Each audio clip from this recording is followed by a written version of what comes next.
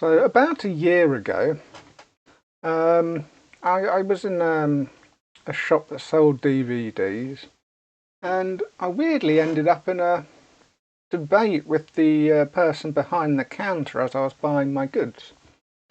In that he was saying he wished he was a teenager in the 90's because the 90's were such a great decade to be a teenager. And I thought, yeah. But then I sort of like, to stop him being quite so depressed, I said, well, it was great, but to be fair, not too great if you're a movie lover. The 90's were a particularly bad decade for movies, and your cinema options were pretty limited. And then he says, oh no, that's not right. No, the 90's were great for the cinema, great for movies. And he started listing all the ones we know and love as great hits from the 90's, like Shawshank Redemption and the Usual Suspects and Pulp Fiction and Goodfellas and The Matrix, and reeling off all the big names. And I was like, yeah, that was kind of, but a lot of those are sort of like at the beginning of the 90's. The Matrix is like right at the end. Like the main bulk of the 90's was pretty rubbish. I can assure, I lived through it, I can assure you. But of course he was adamant that, I was probably a bit of a nutter. And, well, not a nutter, but, as somebody with a bad opinion. And this is very difficult, the difficult thing about the passage of time, in that, well, when you live through it, and then the historical perspective is different to how you remember it. You don't know if you're being gaslit or whether you gaslit yourself during the time, you know what I mean? So I sort of, I'm going to do this little video to explain, my point of view of why I think the 90's, generally speaking, were quite a rubbish decade for movies. And in my opinion, I can sort of like pinpoint the 1990's as being the moment when when the dumb blockbuster started. And I'm not going to be ragging on the word dumb as a form of intelligence, because the big dumb movie has always existed. But prior to the 90's, the big dumb movie was sort of like an intelligent big dumb movie. And this is going to be very hard for me to put into words without, maybe insulting people, because I haven't got the right words to describe what I mean. Dumb isn't really the right word. I mean, you could go things like infantilization or non-universal or lots of other words, but when the big dumb movie is just a bit too dumb, and I'll get into that as I go through it. But what we're going to do is we're going to come over here to Box Office Mojo, and we're going to go to yearly. Here we go, yearly. And overview, we're going to change it from calendar grosses to in-year releases, because if you look under calendar grosses, there'll be films that like release in December and then have their run through December and January, and it will split the totals between the years, making it harder to see what was released in that year and how successful it was. So we go for in-year releases. And the thing about Box Office Mojo is it's just America. You can go into worldwide and international, but they're not as useful. Worldwide by year, for example, if we go to 1994, Lion King, Forrest Gump, whatever. But it suggests that Forrest Gump's international trade was only 137,000, which is nonsense. Forrest Gump had a lot of international box office, but their stats, they just don't have the stats for worldwide. Box Office Mojo is a very America-centric data service, because international markets, aren't going to feed their information to this company.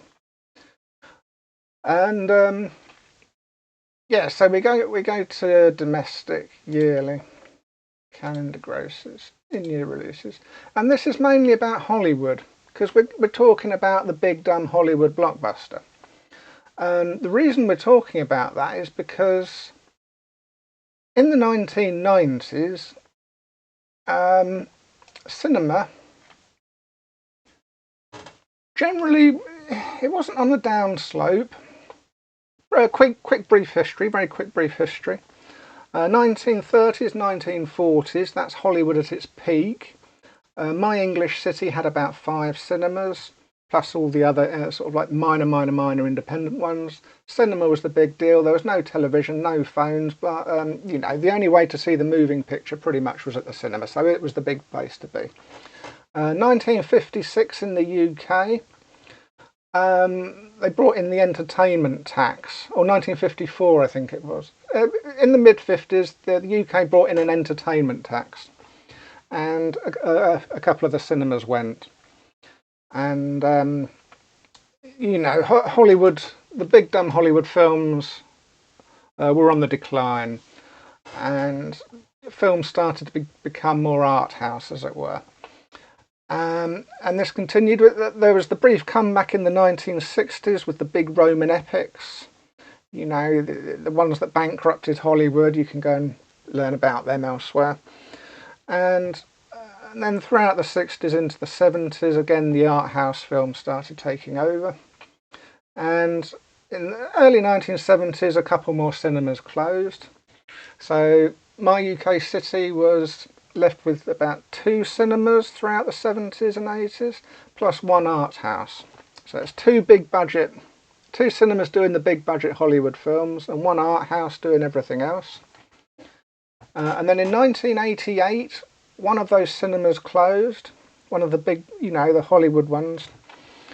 So from my perspective, I'm in the UK, in a UK city with 1 cinema doing the Hollywood movies, like 2 or 3 screens, not that big. It's not a multiplex, it's just a inner city big cinema, big screens, but not that many, and the 1 art house. So this isn't like in multiplex times of the modern era where you can have like 9 films going at once and people can pick and choose. We're very limited in what we can watch. There's something like Ghost here that came out in 1990, that's going to dominate a screen for a good 2 months. And so that there's not many Hollywood films being presented to us in the UK here. And it's essentially the theatre going experience is predominantly art house with a few big blockbusters, basically. And you can see this by looking at 1990s movies. The biggest film of the year is Ghost. What is Ghost? It's a romantic film. It's a romantic film with adult themes. It's as it says, it's about a ghost being in love with a ghost. And then number 2, Pretty Woman. Again, that's a romantic film that has very adult themes. The lady's a prostitute. And that's a Walt Disney film, a film about a prostitute falling in love. And, they're both universal. I think you could Go and watch these from anywhere in the world and understand or relate to what the story is about. And then we have Home Alone. And this is quite a dumb film, but it's a comedy. You know, comedies are allowed to be dumb. And that's often part of the comedy. But it's intelligent and it has adult themes. It's quite a violent film, isn't it? It's lots of people getting horrific things happening to them. Some people even say it's sort of almost verging on a horror film, really. But anyway, yeah, that was very popular. Universal appeal. Teenage Mutant Ninja Turtles. Now this is the dumbest really of what we've got our selection this year. Teenage Mutant Ninja Turtles, comic book film. It's a bit weird, but it's so weird in the grand scheme of things that it's interesting. We've never seen 4 plastic turtles on the TV on the cinema screen before, so it's very original. It's a dumb action film, but it's very original and universal appeal, really. Hunt for Red October. Yeah, that's. I'm hoping that people watching this will know these films as well as I do, because I can't really describe every single film. I'm going to speed up now, and we're going to try and plough through these lists as quick as possible till we get to where I want to go. Hunt for Red October, yeah. Total Recall. Arnold Schwarzenegger, again, very adult, dumb action film. It's what I would call an intelligent dumb action film. You know, Die Hard 2. In those days, sequels. The second was normally popular. People were getting bored by the third. The third one might do well, but that was normally, you could tell it was the end of the gig. People only really aimed for trilogies back then. And Driving Miss Daisy, yeah, Oscar bait thing. Dick Tracy, highly original. Anyway, going to speed up a bit now, Back to the Future. Anyway, we go down through this list. Please pause and read through them all. And there we go. I'll comment on a few, of course. Tango and Cash, there we go. There's the big dumb Sylvester Stallone action movie. That wasn't one of his best ones, as you can see. Not overly popular, but that's about as dumb as it got. You know, and that's not actually that, you know, Stallone film is never really dumb. They've always got that Stallone intelligence behind them. Robocop 2. There you go, Rocky 5. You see, they're petering out now. It's like when you push it too far, people just can't be bothered anymore. And back in those days, it was like you'd see Rocky 5 and you just go, 5? Oh god, just end already. You know what I mean? And anyway, Goodfellas. Now this is you know, one of the best films of all time. I've got myself a cheat sheet here. Funnily enough, Goodfellas is the only film from 1990 that is currently in IMDb's top 200 films of all time per user rating.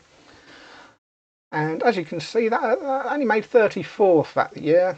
And all these other films apparently aren't in the, you know, the top 250 movies of all time, which I find to be quite weird. Maybe Home Alone was. Maybe I missed that when I was flicking through the 250 list. But yeah, I mean, these are all great movies. This is the thing. If you miss them in the cinema and you go to the DVD shop, pretty much all of these are films that I would have rented out. Yeah, they all have appeal to me. But, well, apart from Little Mermaid, I've never been into excessively childish films. A film has to have a certain element of adult appeal for me to enjoy it. Even when I was a kid, really. I've never really liked this overly childish stuff that makes me feel too childish, you know. Anyway, Misery, Goodfellas, there we go, Darkman, Always, Predator 2, look, the sequel there. Kindergarten Cop, Arnold Schwarzenegger being looking after kids, didn't do very well. Oh no, wait a minute, we're in the wrong bit. We're in the wrong bit. calendar grosses. After all that, I forgot to put it into in-year releases. Anyway, here we go. I do apologise. It's the same films, different list, obviously. Dances with Wolves.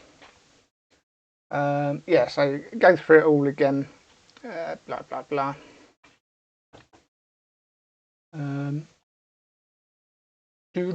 See, that's just stumped me now. I've got to go silent for a bit while I recalibrate. But anyway, same again. You go through the list. They're all films that I would... they're all films that I would probably rent out. You know, they're all intelligent. Even if they're dumb, they're kind of intelligent. Navy SEALs, that was particularly dumb, but never mind. And you know, you go down to the top 50 or whatever, the top 50 films, they're all like kind of unique, intelligent, worthwhile films with famous people in them, tackling topics and subjects that are unique in their own way, and they have a universal appeal, like Edward Scissorhands there. That's a very old film, very unique. A Bird on a Wire. That's an interesting take on, you know, action films. Very few sequels. And there we go. So now we'll speed up a bit. We'll go to 1991. And biggest film of the year, released that year, Terminator 2, obviously. Now, there's an element of dumbing here, in that it slightly dumbens the aesthetic from the first one, and it does have a child star, which made it feel a bit weird. You know, you've got an R-rated film with a kid riding around with a psychopath, but generally speaking, it's relatively intelligent. It's the James Cameron version of a blockbuster, which will appear a lot in these 90s, where they're a good film, but they're a bit dumb. They've got a dumb undertone, but it is probably that dumb undertone that allows them to get the additional mass appeal that gives them that extra bit of money. Robin Hood, yeah, that's the Kevin Costner one, Beauty and the Beast. And we'll speed through here again. You can pause it to look at all the names of all the titles, and they're all kind of original films. There's very few sequels here, and if there are sequels, they're early sequels. Star Trek excluded, of course. Again, we're down to number 6 here, and people are getting, you know, quite bored of it, really. Star Trek fans will obviously go and see it, but you know, the wide appeal of Star Trek has kind of finished, and people are thinking, "Oh, just end it for heaven's sakes." And yeah, JFK, Boys in the Hood. Lots of great movies here. You can go all the way down to 50, so if you miss it in the theatre, Blockbusters is going to have loads of films for you to watch, and you're going to be able to stand in Blockbusters and have a very difficult decision to make as to what you're going to pick, because there's so much good stuff to pick. LA Story, I thought that was the best Steve Martin film. That was my personal favourite Steve Martin film. It didn't do very well, which was very disappointing. And it sort of heralded the beginning of the boring, the sort of dumbification of Steve Martin films as well, as he became more popular by doing these Father of the Bride and all that kind of thing. And yeah, more family comedy, bit more infanta,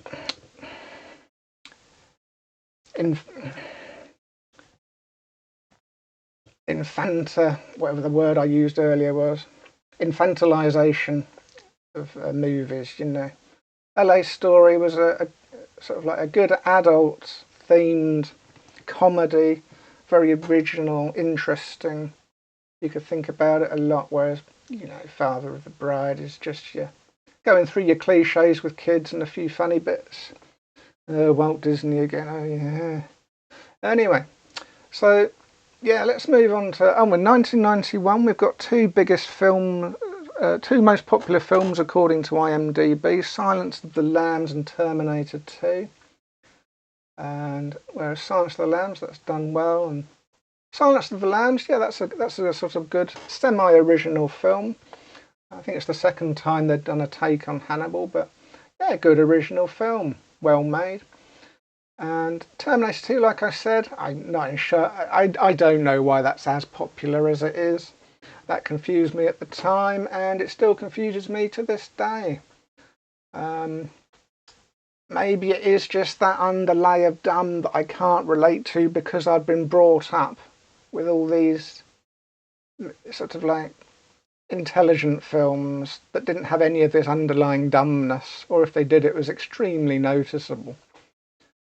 But yeah, you can't deny it. That's what the people wanted.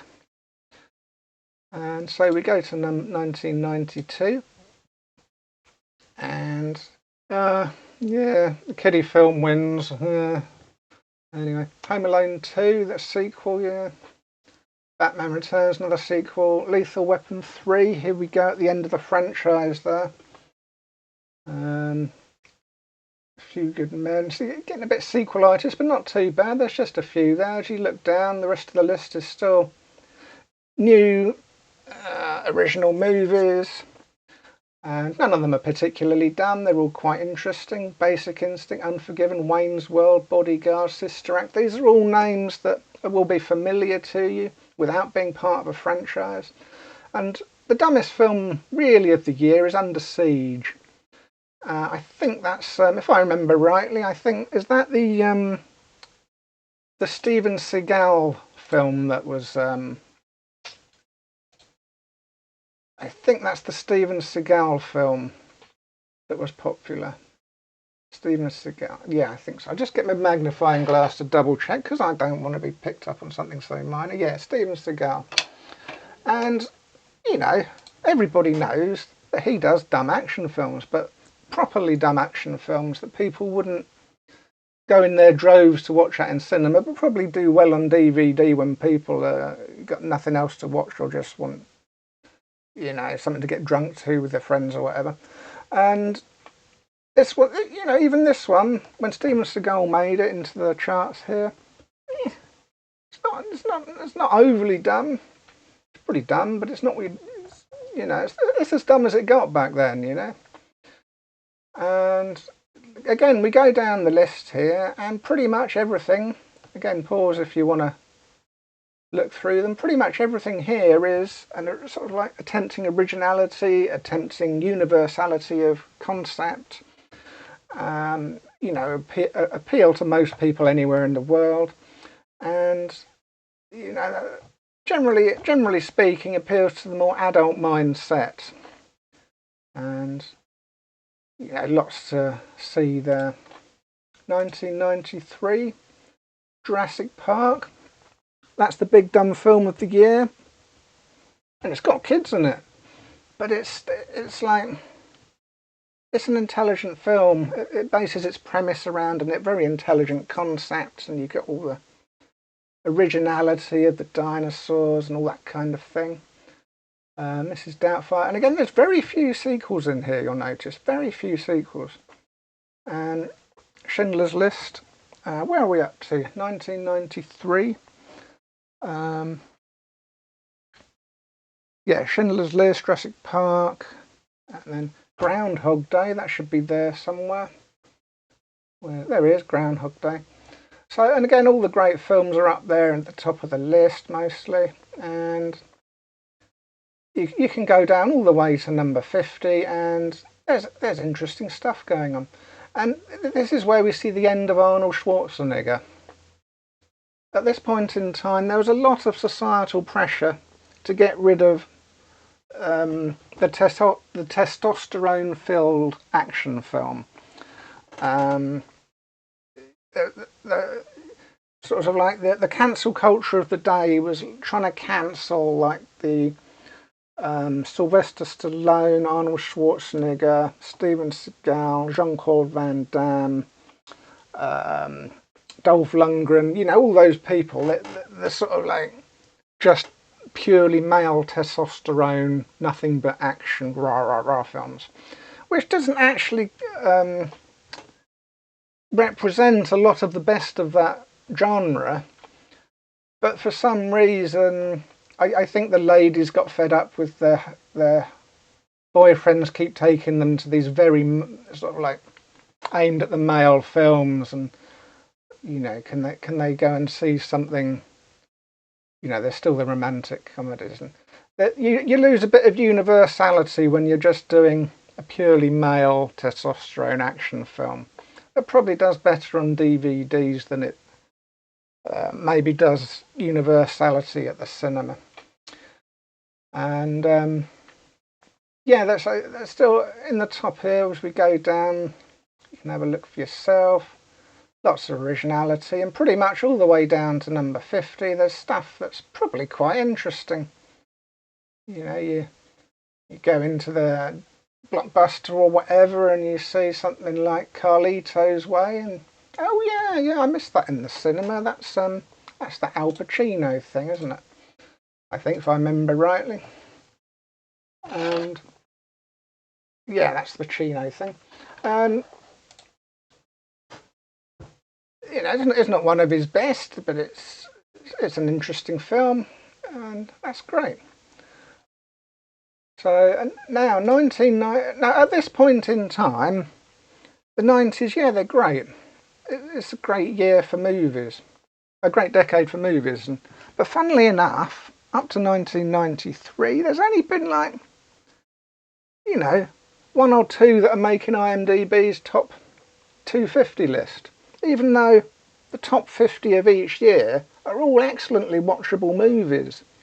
Maybe not excellently, but satisfyingly watchable movies. Even if you end up not liking it, you know you've watched something probably different, original, with an intention of originality, starring interesting people, interesting quality actors, and often directed by somebody who's got a good reputation. It's well filmed, blah blah blah, appealing to an adult mindset and all that kind of thing. Right, now we're going to go into 1994, and this is where I believe it all changed. I think this is the year where the dummening started, and I'm when I say this, I'm not insulting the film specifically. If you're like a big fan of the film that I'm going to call examples of the dummening, I'm not necessarily saying that film is just a dumb film. I'm saying that there's a dumb underlay to it that takes you out of the experience while you're watching it. That it doesn't have universal appeal, in that it's very much more American centric. It's not dealing with universal topics, even if it's like set in America with a specific subject. It's not necessarily dealing with universally relatable topics. For example, you know, a film about a serious American film about a baseball person going from rags to riches or whatever. You can have that story in many different, you know, the traditional sporting film thing, zeros to heroes. You know, that happens in all the sporting genres. A baseball film would obviously play a lot better in America than it would the rest of the world. That's just common sense. I'm not saying that's a bad thing, but when it's with those kinds of films, they often just didn't even bother promoting them outside of America. So, you know, they wouldn't even bother putting that in a cinema in the UK because they know that baseball probably isn't that big of a deal here, unless there's something else about the film, like it's particularly funny or something like that. Anyway, so it's not just the dummening, it's... And 1994, right, Forrest Gump. Now, weirdly enough, at this moment in time, this is number 4 on IMDb's most popular films of all time, according to their user database, and highest rated and all that kind of thing. But Forrest Gump, it's about a dumb bloke. And that's not the only thing. it's about a dumb bloke, just sort of in a one-trick pony kind of way, goes through the whole film in the rags to riches and back to rags again, just meeting American historical figures. And it's a very American film, much more than any other normal American film. And it's all about, you know, how anybody can succeed and all that kind of thing. We get that. Loads of other films can say that without being one-trick ponies. And yeah, I'm not going to go too deep into it because you can do a whole video about Forrest Gump, and many people probably have already. And it's a good movie. That's the thing, it's a good movie. I don't want people to like, you don't like Forrest Gump? Yeah, I went to see Forrest Gump and I thought it was all right when I saw it. I just don't understand why it's great. It's because it's too, all the themes of it are very American, but they're American in a not very interesting way. He just meets celebrities and we're supposed to go, oh, he's met a celebrity, how exciting. And it's, a few more scenes happen, he meets another historical American. It's like, yeah, maybe it's for Americans, it's sort of like the very first America fuck yeah film.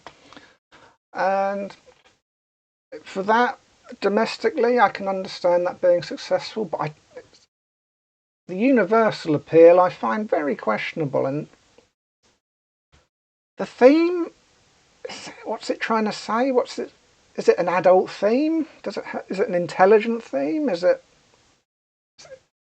a dumb film starring a dumb bloke. Interesting. And you'll look down the list and you see Dumb and Dumber. And it's like, is dumb the theme this year? What's going on? And Dumb and Dumber's a comedy. And again, being dumb in comedy is a very common theme. I mentioned Steve Martin earlier, big fan of his in the 80s. His first film was called The Jerk, about a dumb bloke who goes from rags to riches. And, you know, Forrest Gump and Dumb and Dumber, combine the two, you've got Steve Martin's The Jerk, probably. But it wasn't my... Jim Carrey that year did The Mask, I think, or was that, I don't know, or was that the next year? Did this release at the end of the year maybe? Oh, I don't know. Oh yeah, here it is, The Mask. He did The Mask. I much preferred The Mask to, I didn't even go and see Dumb and Dumber because I felt it was predictable. It was just going to be dumb people doing extremely dumb things in a sort of Jackass way. But Jackass does it for real. But anyway, the premise, from looking at the poster, was just predictable. Whereas The Mask, wholly unpredictable. And Ace Ventura, Pet Detective, again, I thought that was, that's what I'm going to buy. That's what I'm going to go and see, because that's original, a pet detective. The concept of that is just funny in itself, because nobody's ever done a pet detective film, and you've got Jim Carrey, and it's a hilarious comedy. But Dumb and Dumber, it's just like, are we just taking the piss out of dumb people here? But in a funny way, of course, I'm happy for that. And then Forrest Gump, and it's like, is dumb the theme? And the number 2 film, and oh my word, The Lion King. As I said, I don't like kids' films aimed at kids. So I wasn't going to go and see this. This isn't for me. But it's huge, fanatically huge. You know, like obsessively, it's like created this massive thing. But the theme of it is regal inheritance. So in 1994, the top film of the year, the America Fuck Yeah film, is about anybody being able to become anything. And that's what got people excited. But the number 2 film that got people as equally excited, the theme that they're teaching the kids, the theme is regal inheritance. And you know, this is the only time I'm going to get mildly political in this video, but to me, There's something dumb going on there. You know what I mean? And yeah. Anyway, and True Lies. Again, that's the Arnold Schwarzenegger's last gasp, probably his last big film, maybe. He's got James Cameron, I think, was the one who did this one. It's a really dumb Arnold Schwarzenegger film. You know, what made Arnold Schwarzenegger different to all the others was, as I was saying earlier, he did dumb action films, but they are intelligent dumb action films with intelligent premises. Total Recall has a very intelligent premise. Even Predator 2, it's very unique in what it's trying to say. But True Lies is just, it's just dumb action. It's the Santa Claus. I mean, what the Flintstones? That is superbly done.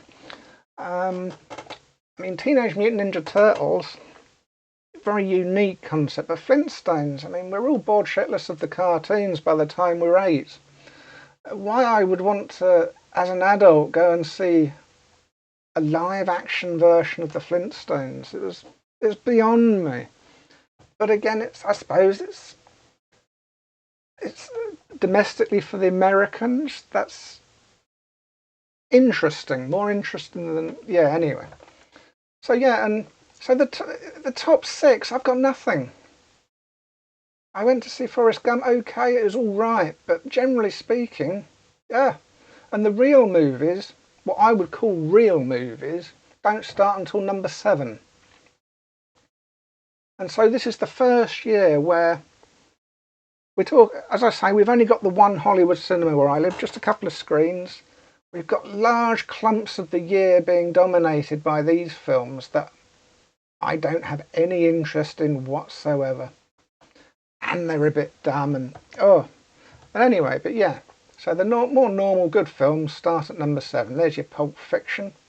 There's The Mask. There's Speed, Clear and Present Danger, Interview with the Vampire. All of these things I should have, just dump all this first 6 crap and put all these other ones up there. Anyway, and then we go. Still, 1994 is not too bad. You go down to about number 50, and there's still lots of stuff there that I would consider interesting and probably make your blockbuster experience nice and fun. So it's not too bad in 1994. Not really noticeable what's going on, but feeling a bit. Let's go to 1995. What has 1995 got in store for us? Oh my God. Infantilization Central. Toy Story, number 1. Batman Forever. Oh, oh dear, they're getting a bit crap now, aren't they? Dear me, and that's number 2 of the year. I mean, it's like, we all go to see it because, like, the first 2 Tim Burton, but Tim Burton's gone now. They're just sort of going back to more Adam Westy stuff, and so that's the one where that's the third one. We go and it's like give it a chance, and no, that's all over now. That's the last of that. Apollo 13. It's not science fiction. It's science reality. It's like a documentary, dramatized documentary with Tom Hanks about. It's sort of like very America, fuck yeah, kind of historical film, but it's science fiction. Yes, that's right. It didn't appeal to me, because you know the plot, and I don't think that's a very interesting topic for a film.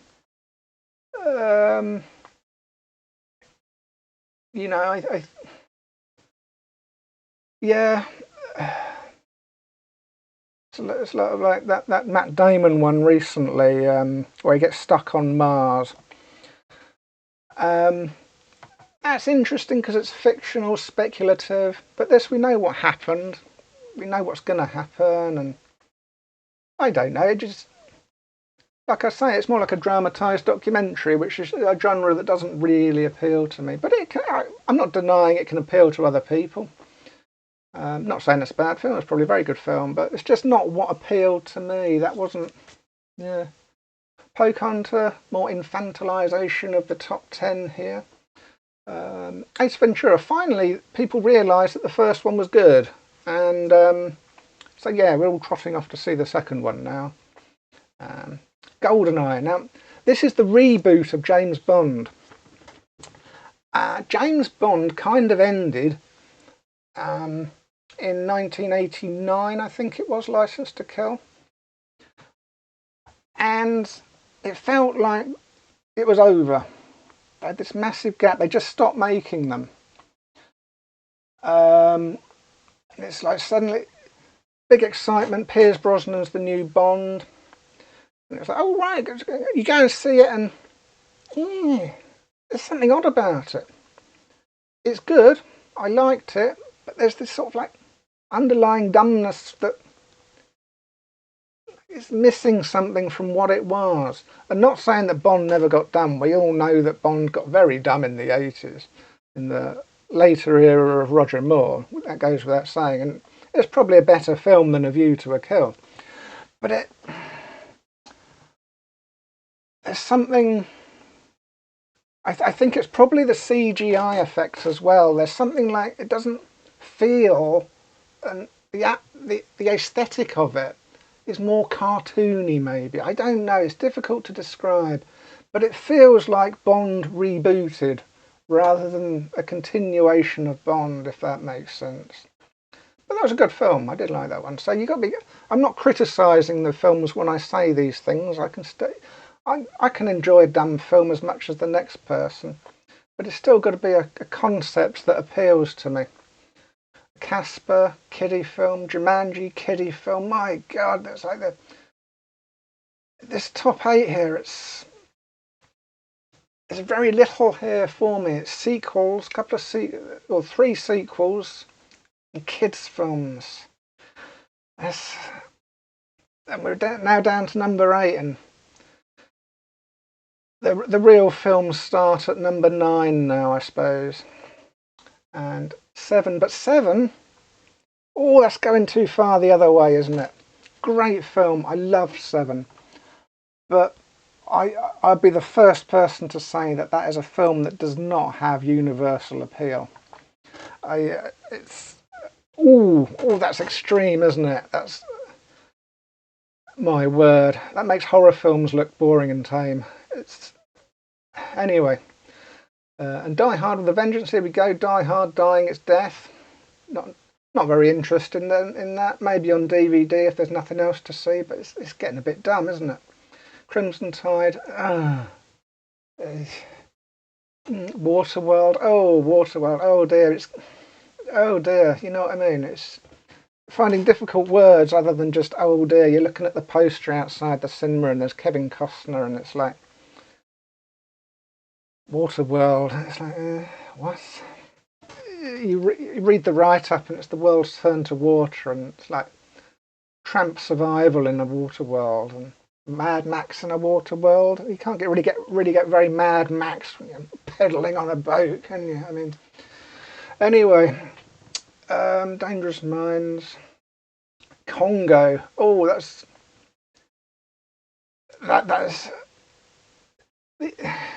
really dumb. Really dumb. I think I still watched that. I probably still enjoyed it, but that is damn. Father of the Bride. See, Steve Martin's now getting into these kiddie, family safe sequels now, and it's like, oh, are we ever going to get another decent Steve Martin movie? He's gone, hasn't he? Mel Gibson. He started his trend of being sort of like aggressively political or whatever, and as a UK resident obviously I enjoyed Braveheart, but thought, well, it's a bit of Scottish propaganda there, isn't it? There's not much nuance going on here.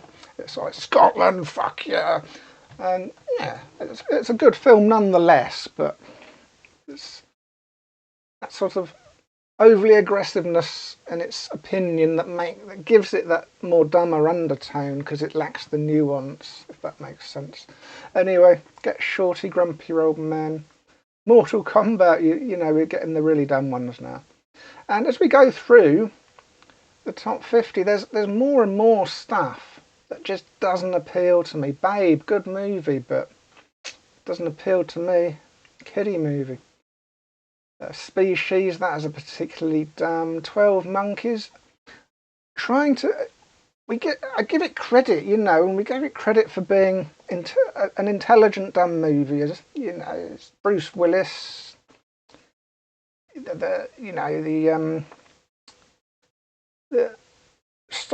traveling through time to stop the disease being spread, and interesting theme, but it wasn't as interesting as people were expecting or hoping it to be, put it that way. And then Under Siege 2, getting up to 50 now. That there's quite a lot here that are just not getting me. They're not being interesting enough. It's becoming peppered with dumb and nonsense and rubbish.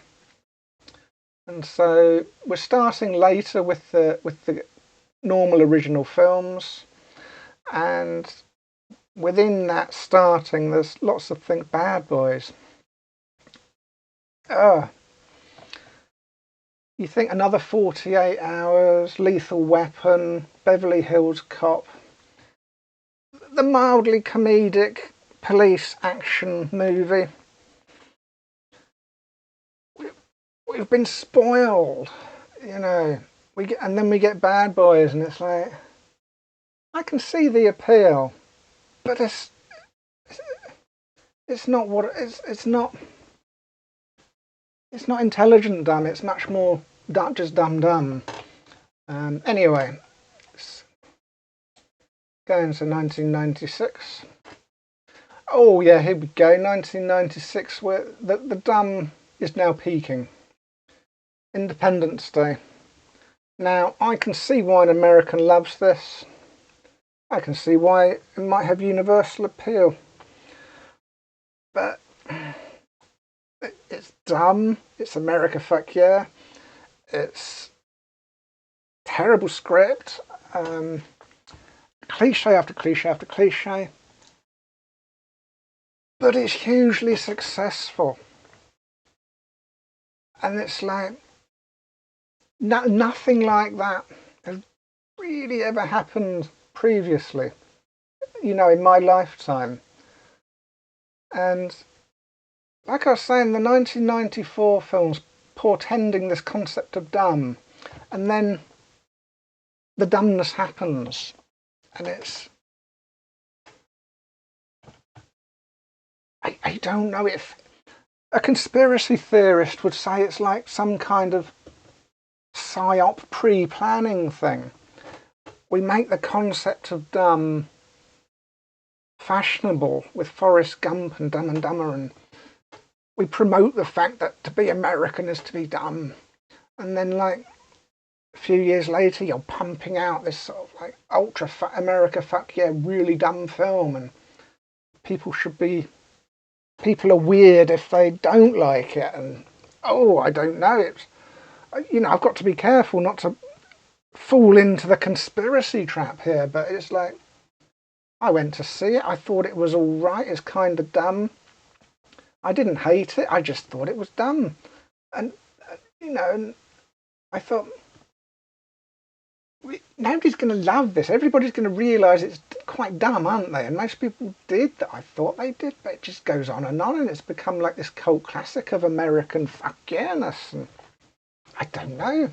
The world doesn't make sense anymore for me. Twister, again, its concept is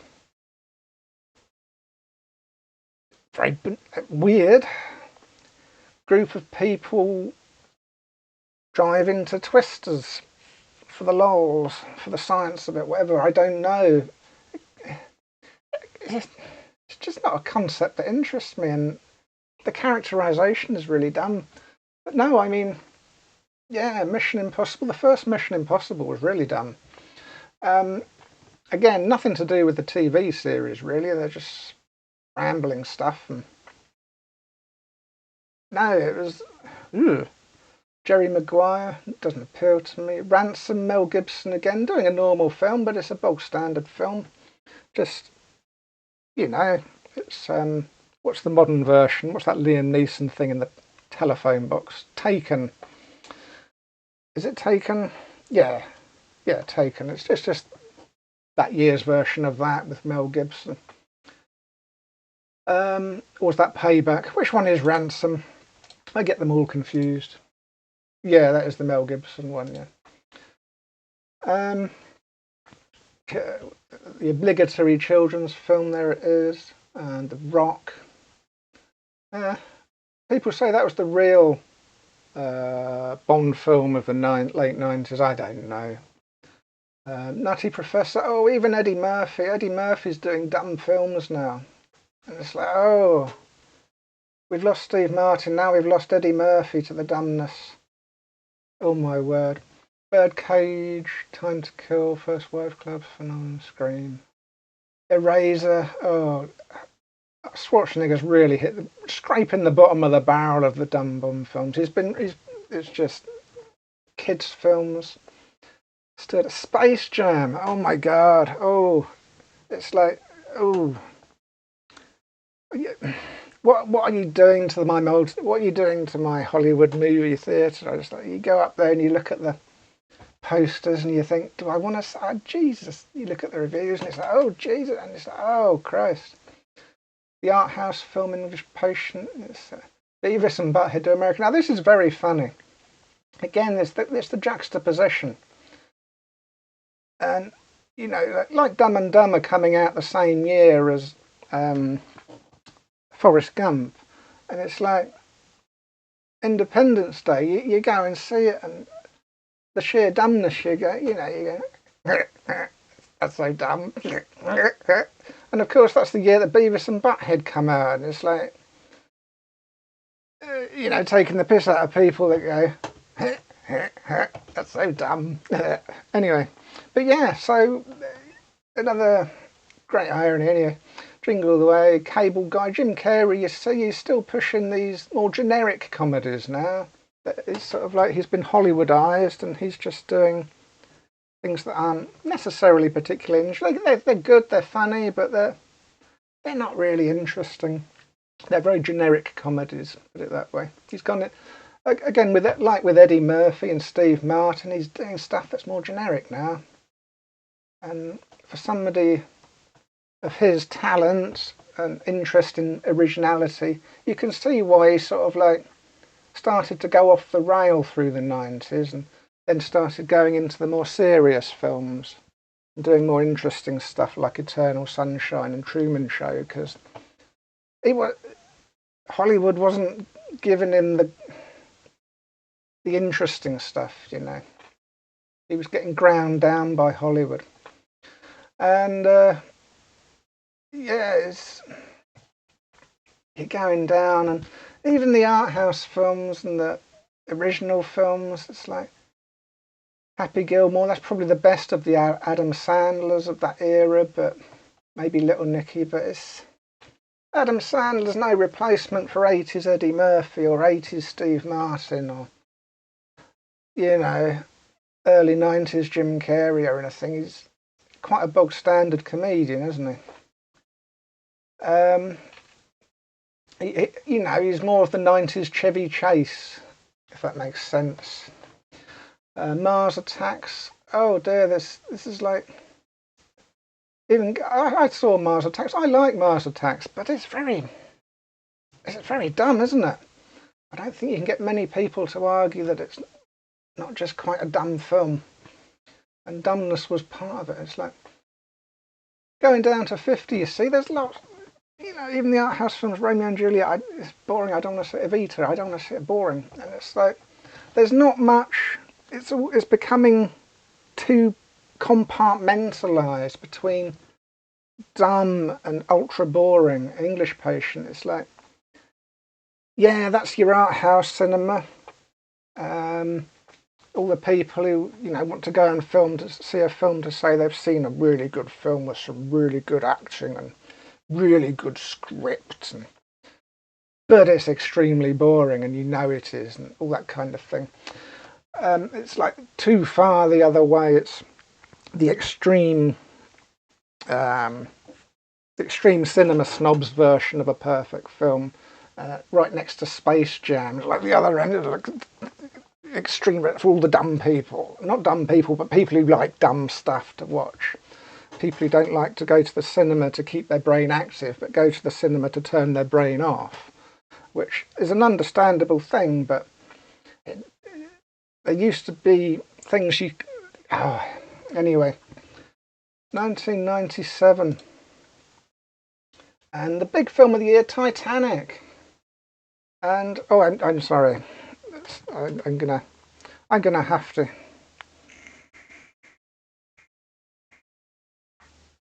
Before I lose my voice.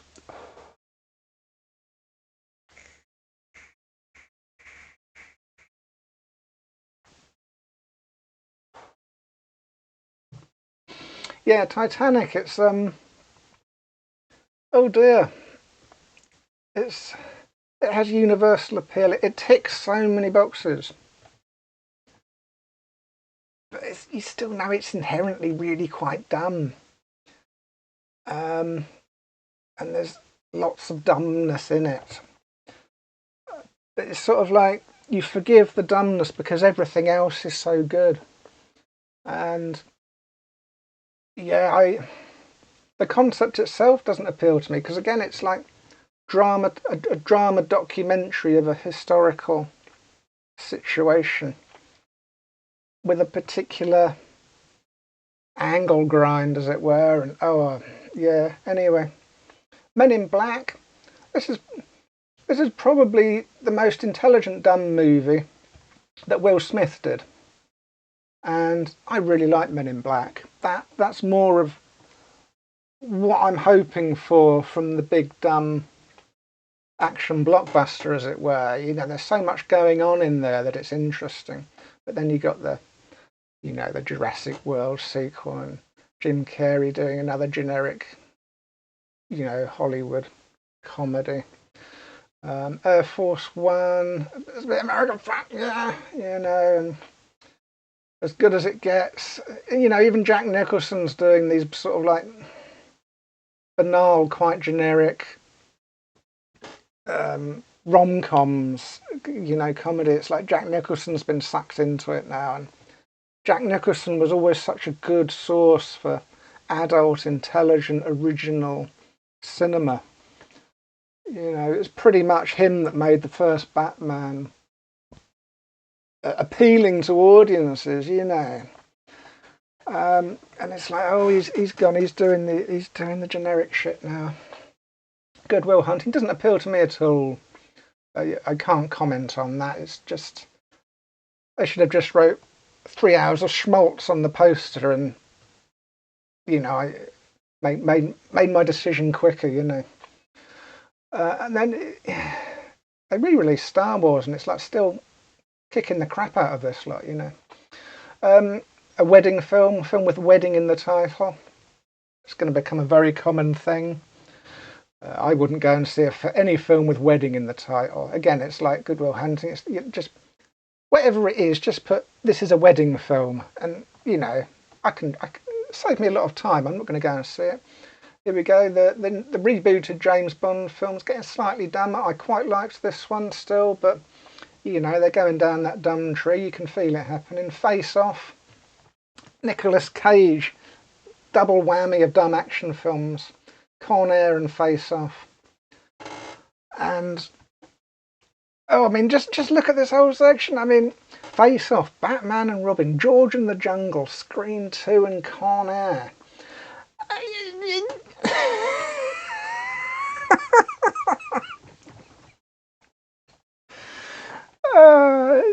If you don't laugh, you'll scream. It's just like...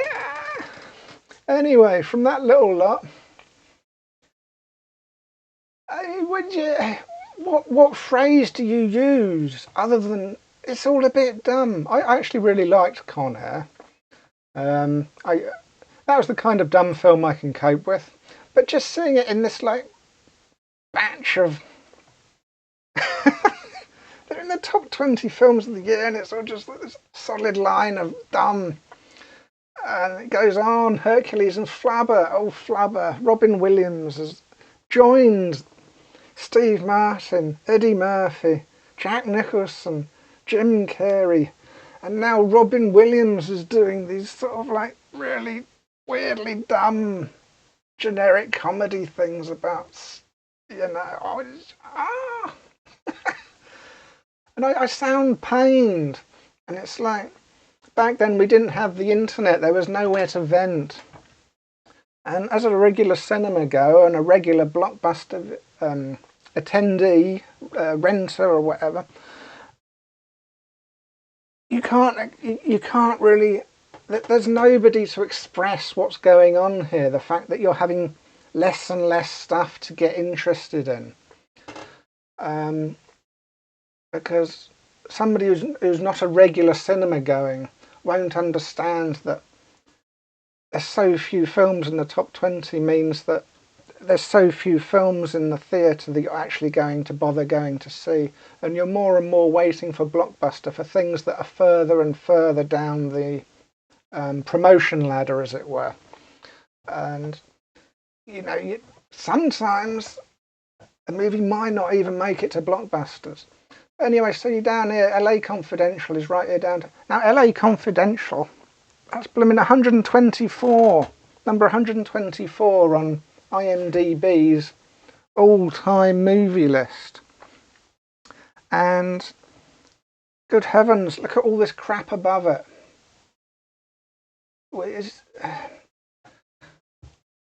I can't even, and anyway, and it's The Fifth Element, it's like, oh gold, Bruce Willis doing the sci-fi again, and that's a very weird film. But I give it credit for uniqueness. I went to see it, it was all right. It at least motivated me to go and see it. That's where we're at now. I found something that's at least motivated me to go and see it. I go and see it, and it's all right. But anyway, Devil's Gonna Kiss the Girls, Jungle to Jungle. You're going down to 15, you're not finding anything. There's Volcano Dumb, Speed 2, Cruise Control, sequels, G.I. Jane, no. Oh, Alien Resurrection, it's like, oh, give up already. Did Alien 3 not tell you that you'd kind of run your course? You're going for another one, and oh my god, that is so awful. Why are you bothering? And so anyway, so I'm getting a bit, as you can tell, this is the state I was in 1997. Getting quite frustrated by it all. And funnily enough, in 1997, our last Hollywood Blockbuster cinema closed. We no longer had any Blockbuster cinema showing Blockbuster films for a whole year and a bit. And when it did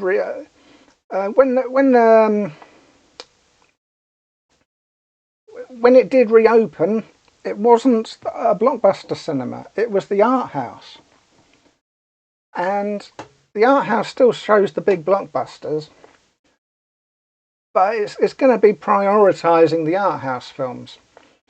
And so from 1997 onwards, from 1997 to 2004, my access to the cinema in a UK city is now restricted. I have to go out, I have to drive out of the city like 20 or 30 miles to literally just to find the next cinema. So they've got to work harder to get me going to the cinema with less stuff that I'm interested in. And yeah, let's go to 1998, the year of no cinemas. So I made an effort for Saving Private Ryan. Yeah, it's alright. Again, I didn't think it was as good as the hype, but something like that does get a lot of hype. Saving Private Ryan comes in, where are we at? Number 124 or 24? Number 24. I think number 24 on the all-time greatest IMDb's. The beach scene, fantastic. The rest of the movie, not that interesting. I don't know. Anyway, Armageddon, done. There's something about Mary. Generic. I don't know. Rom-com. Has it advanced a lot since Pretty Woman at the beginning of the decade? Is it as interesting as that? Or When Harry Met Sally, or anything like that? Is it appealing to me? What do we remember? Cameron Diaz answering the door with the cum in her hair, and I don't know. It didn't appeal to me. Bugs Life, infantilization, The Water Boy. That's not going to interest me, is it? Dr. Dolittle. Oh, Eddie Murphy. Rush Hour. Oh, they're ruining Jackie Chan now. You know, let's bring Jackie Chan to Hollywood. Give him a Hollywood budget. Let's see what Jackie Chan can do with a Hollywood budget. But they're going to team him up with some American bloke, and it's going to be like another Bad Boys, but with Jackie Chan instead. And oh dear. Deep Impact, another dumb disaster film. Godzilla, a bit dumb. Patch Adams, dumb. Lethal Weapon 4. Have they not? Why did they make another one? Why? Truman Show. Yeah, interesting. Jim Carrey now. Finally making something interesting again. I can go and see it. Tempted to go and see a Jim Carrey film. That was a good one, that. But a bit like when Seven came out. You remember it as like that one good film in the pile of shit. And it's like, is it that one good film because it's the only film in the list that's not dumb? Are people, getting excited about the Truman Show, overly excited about it, because there's just so little else that's sort of like worth talking about? And so in a sense, you get an extreme with the dumbness means that anything that's sort of like not excessively boring but still quite intelligent gets put on this pedestal. Look, we're still making good films. Look at this one. It's like, oh yeah. Anyway, Mulan. Oh god, You've Got Mail. These rom-coms. Oh, they're a dime a dozen now, aren't they? It's like what's unique? What's interesting about them? What's unique about them? What's their USP? And it's like, oh, I don't know. Enemy of the State. Will Smith doing. I don't think Will Smith suits that sort of Kirk Douglas, Denzel Washington, I don't know, Harrison Ford, stuck in a conspiracy theory, psyops, or Tom Cruise even. I don't think that role suits Will Smith, and he didn't do many of those. And because it had Will Smith, I think that's one of the factors that made it feel a bit dumber. Because Will Smith's primarily a sort of comedic actor, and when he does serious, he tends to go maybe too far the other way. A bit like when he at the Oscars, that when he punched the fella, it's because Will Smith's personality is sort of like all light and jovial, all like. Is quite extreme swings, as it were, very light and jovial, or very serious and very violent. It's like one or the other. And I don't think for that reason, I don't think he has that sort of normal man trapped in a situation that the conspiracy movie requires, that people like Harrison Ford, Michael Douglas and Denzel Washington have. That sort of like normalness that can... Anyway, yeah. And it sort of made it feel a bit oh Jesus, kids films, Rugrats, kid films, Shakespeare in Love, rom-com. Oh, Mask of Zorro. I mean, couldn't they put some effort into that? Banderas. I mean, I think I waited for DVD with that and got it and watched it. And it was banal. It was alright, but it was banal. Ants. Oh, the year of the two ant films, Bugs Life and Ants. Yeah, Everest, X-Files movie, and oh, it's just wading through shit. I mean, this is why things like Blade become popular, because you go to your Blockbuster and you're looking at all this shit, and it's like Blade. Ah, a vampire samurai. Well, that's at least an interesting concept, isn't it? I give that a whirl. Um, anyway, Life is Beautiful. Life is Beautiful, is that? Yeah, number 27 all time. And of course, nobody went to see that in the cinema at the time, apart from the art house, extremists. They could have given that a proper budget and made that be the Forrest Gump of, marketing budget, made that be the Forrest Gump of the year. But of course, it's not America Fuck Yeah enough, is it? It's very, what's the word? It feels like a foreign film. Foreign films don't do very well in America. This is why you haven't seen Trainspotting or Lock, Stock and Two Smoking Barrels on the list. Two more great films from the 90s that in the UK were like number ones, but didn't feature much in America. And we're going down here and we're not seeing anything, are we? We're seeing bits and pieces here and there, but there's not a lot there. It's all a bit crap, really, isn't it? So 1999 comes round. Oh dear! Now Star Wars is done. Oh, I'm gonna have to.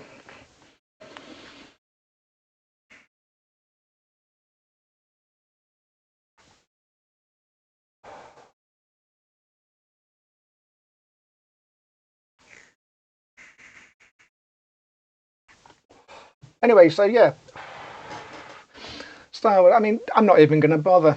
So Sixth Sense, good movie. Yeah, that's a deserving place. I think that's a good normal movie. So a sequel to a kids' film. My God, Austin Powers. Sequel to Austin Powers. Yeah, that's right. Matrix, pretty good. Hey, wait a minute. 1999. It's getting quite good. The Mummy. Oh, that's the dumb version of Indiana Jones, isn't it? It's a good film. I enjoyed it. It tempted me to go and see it, but it ain't like what they used to make. And that's not just sounding old. That's not me being nostalgic. Because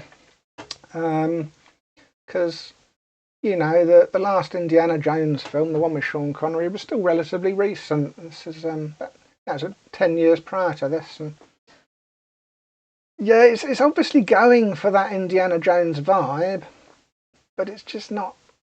There's something dumb about it, and you can't really know until you watch the two together, and it's like. Anyway, Runaway Bride, weddings. Blair Witch Project. Blair Witch Project. How in God's name did that even become a thing? It's like, is there some kind of gambling going on in the offices of the Hollywood producers or whatever it is? Are they betting with each other that, or doing some kind of social experiment to find out if they can make literally anything popular? Do they have the hand of God to say, this year you will all love this, and this year you will not like that? Is this some kind of experiment? And it's like, what the? And this coming out the same year as The Matrix, and all the themes that was talking about. And it's like, Blair Witch, what is going on? Green Mile, great film. American Beauty, great film. World Is Not Enough. That's all right. That was probably the least done of Pierce Brosnan's Bond films, but it was just a bit disjointed and a bit long, and didn't have very good pacing. Anyway, Double Jeopardy, Notting Hill. Oh yeah, rom-coms. Wild Wild West. There it is. Will Smith again, and it's like. You can't, at this point now, you can't deny that there's something inherently dumb about Will Smith being in any kind of movie. And, it's like, looking back at what he's done so far, and it's Fresh Prince of Bel-Air and Men in Black, really. They're like the two good bits, and they keep putting him in things, and it's sort of like, he feels miscast. It's like they don't know, they've got this fantastic talent, this amazing talent in Will Smith, but they can't, nothing's working.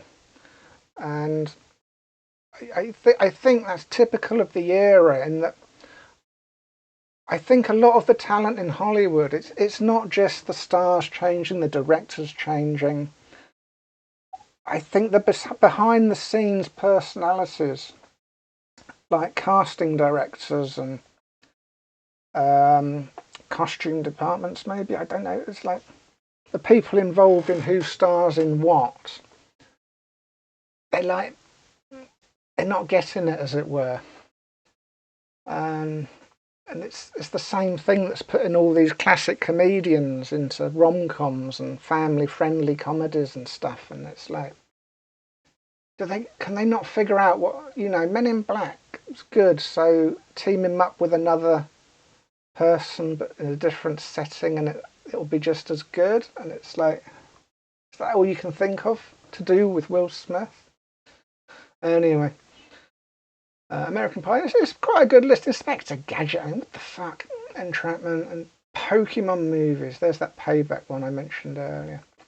And Galaxy, yeah, there's some good films here. 1999 felt, I will say at the time, our we'd got a cinema back at long last. We'd gone a year and a half with no cinemas, and we got a cinema back. And yeah, Eyes Wide Shut, the last Kubrick film. Again, controversial, not as good as the people were expecting. And you got the South Park movie. And yeah, there's 1999. There's a lot of weird stuff going on there, but even in the top 10, you've got stuff you can go and see and not be disappointed with. Sixth Sense, Matrix, and then you've got like Green Mile, American Beauty. There's stuff going on there. It feels like we're getting back to something. And the year 2000, of course, and we've got everything looks like it's back to normal. Got very few sequels going on in this, very few sort of like kiddie films dominating. I know how the Grinch is like a kiddie film, but that's like Jim Carrey and it's the Grinch. There's adult themes going on there, let's face it. And yeah, it's all back to normal. It's like nothing had happened. Everywhere you look, all the way down to 50, there's interesting stuff going on. And 2001, again, even the big dumb movies, Harry Potter and Lord of the Rings, they're intelligent dumb. We're getting back to the proper movies being not just the proper movies, but the big dumb movies are intelligent as well, and the adult themes. It's wonderful, isn't it? And yeah, and there we begin the modern era and of course if we look into number 2002, I think 2000 was the first X-Men, was it? I don't know. Maybe that was next year. Let's have a look. Or was that the year before? I don't know. Anyway, yeah, and then Spider-Man, and we begin the modern era, basically the era of the franchises, which is a different kind of thing. Franchises are different to what I'm talking about in the 90s, of there just being literally nothing. It's like well, not literally nothing. It's like pigeon food, peaking in 1998, I suppose, the year that we didn't have a cinema, and we didn't because it was all crap. You didn't really miss it, and it's like, I challenge anyone to go through the top 50 films of 1998 and dig out a year's worth of, going to the cinema once every, let's be generous, once every 3 weeks, and then in the following year have, 10 or 20, let's say 15 interesting DVDs that are probably likely going to appeal to them. And for all those selections to be ones that, in the most part, you're happy with. And yet 1995, we got 5 movies in the IMDb top 250 of all time. which is one of the, that's for a movie historian, that they just look at that stat and it's like, that was a fantastic year. Look at it. How can you say that was a crap year for movies when you've got, what was it? The Big Lebowski, Saving Private Ryan, American History X, The Truman Show, and Lock, Stock and Two Smoking Barrels. Well, at the time, The Big Lebowski, I mean, I'm going to have to press find here, because here we go. No, that's not even it. The Big Lebowski, 92th. That probably wouldn't even make it, to an international cinema. That probably does a few cinemas in America for a couple of weeks.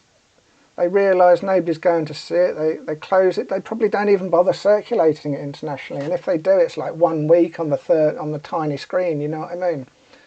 And you look back and say, "Oh, that's a great year. It had The Big Lebowski." What do you mean? It's like, how can you? The 92th most popular film of the year does not represent that year in cinema. You know what I mean? And American History X, how did that do? American History X, look at that. It's 145th. I mean, that's not representative of the year. It's representative of hindsight. That's representative of us digging around and eventually finding the gems in the rough. But it's not representative of what that year in cinema was like by any stretch of the imagination. Lock, Stock. Again, Lock, Stock was... it's not even... It didn't even release in America. I mean, what the hell? Box Office Mojo does not even have a record of Lock, Stock in there. Oh no, because wait on, yeah, Lock, Stock. Oh, I don't know. I'll try 1999 to see if it's because it was released a different year in America. Find on page. Oh, here we go. It's because it was released in a different year in America. 166, Lock, Stock and Two Smoking Barrels. The American public did not go and see Lock, Stock and Two Smoking Barrels. The UK public, obviously it's an English one. And you see, when the English make popular films, you don't get that. Or the films that become popular, it's not England fan, yeah. It's sort of like, it's almost the opposite. It's like anarchic stuff, isn't it? And it's just silliness. And the popular English films, it's like originality, silliness, adult themes. Anyway, Saving Private Ryan and Truman Show are the only ones from the 90s that actually represent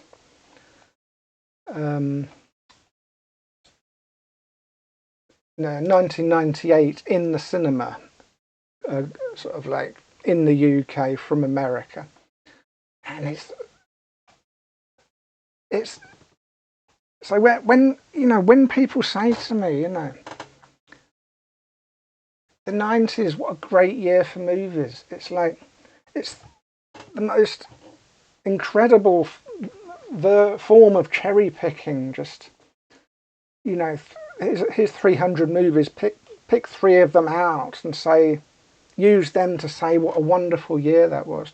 And meanwhile, like, we've got this gradual progression from 1994 to 1999,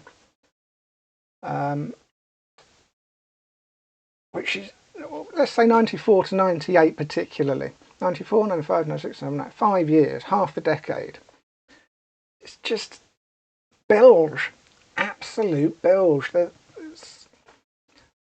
You really are. You're being forced to cherry pick just to find something that interests you before you've even watched the film to find out if you like it. I mean, it's like swiping people on your dating app. It's like no. Oh, I'll give that a try, maybe. rather than, let's go back to 1990, where we came in, and, you know, right off the bat, you know, that all the top 10 films have a reason to go and see them universally, at least for me anyway. They could all appeal to me.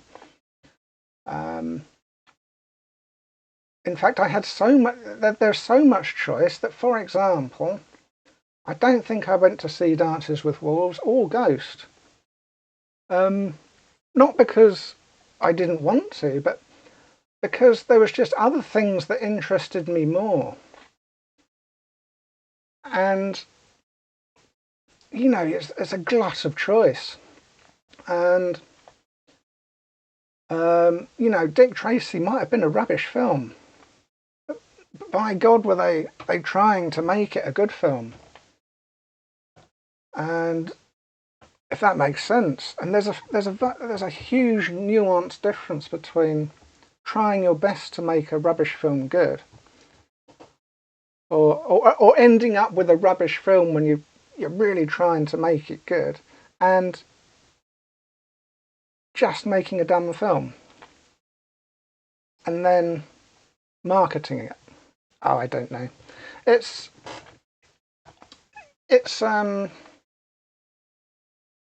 yeah, that hopefully hopefully I've put my point across. I don't know if it's a hot take. To me, it's not a hot take. It's my lived experience, and I'll leave you to decide whether what I've just said is complete bollocks or not. But I think there's a lot of nonsense being talked about the 1990s, and particularly the late 1990s, in that I personally believe that 1994 to 1998, even if you want to exclude 94, 95 to 98 was the worst period ever in the history of cinema. Anyway, thanks for watching.